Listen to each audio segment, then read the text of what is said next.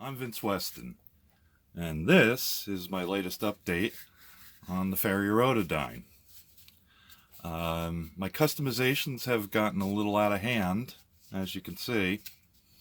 I've removed the side propellers and put in jets from a 1/32 jet uh, bomber, and I've cleaned off the nose. I didn't like the little bulb at the front, so I sheared that off, and I've made it all flat in the front. And I sheared off most of the back for the luggage portion to get a better, cleaner aerodynamic look to go with the jets. How long do you think I can go on with this? Anyway, no, this is not the Fairey Rotodyne. A good friend of mine has sent me a 3D printed version of the Mandalorian Razor Crest, and I've got the parts together. Pretty much got all the seams filled on it. So this has been the distraction that I've been having with my with the Rotodyne, because I got very tired of sanding pimples for all those rivets that supposedly were there. So I haven't made a ton of progress on that, but I'll give you a quick update. But that's so far my Razor Crest. This went together pretty well. I really didn't have too many problems, and as you can see, the seam work is pretty small. I used acrylic seam sealer to fill them and get them all cleaned up. It's looking pretty good. I got to get my primer on this. So that's that one. So what I've really gotten done, outside of everything else I showed you the last time, was I've gotten both halves of the fuselage sanded flat. All the pimples are off. And also on the winglets, they're all cleaned up. I still have to do the rear tail pieces.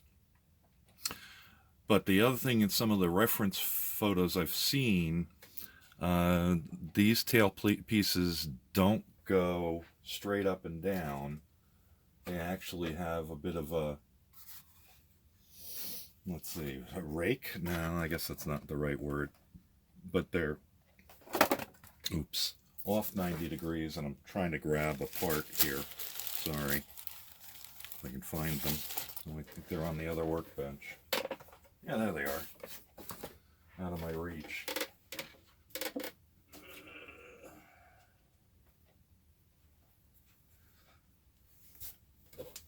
There we go. So as you can see, oh, no, you can't see because I don't have it in the frame. I unglued, thank God I had used liquid cement on this. And it was easy to just put more liquid cement on it and pull the piece off. And I've tilted it out at a nice angle. I originally thought that maybe the movement was mechanical, but I'm not so sure anymore, because the rotor goes over the top.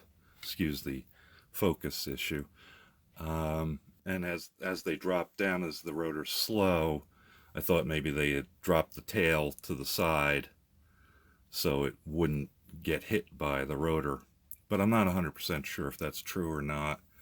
But I have gotten it done there. I still have to sand off the pimples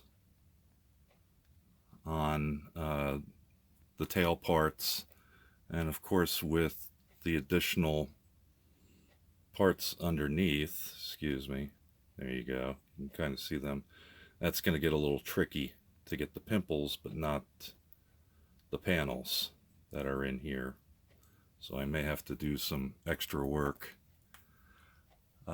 So that's kind of where I'm at. And unfortunately, once I got the fuselage finished and noticed how nice and smooth it was, and started reviewing some other builds, I was like, well, maybe I do need some panel lines on this thing. I've got some reference photos, and I'm probably gonna do some scribing, not terribly deeply since this is a 1/72nd, but to reinstate some of the panel lines that are on this. Okay, so that's about all I've done in God knows how many months it is now, but that's where I'm at with the Fairey Rotodyne.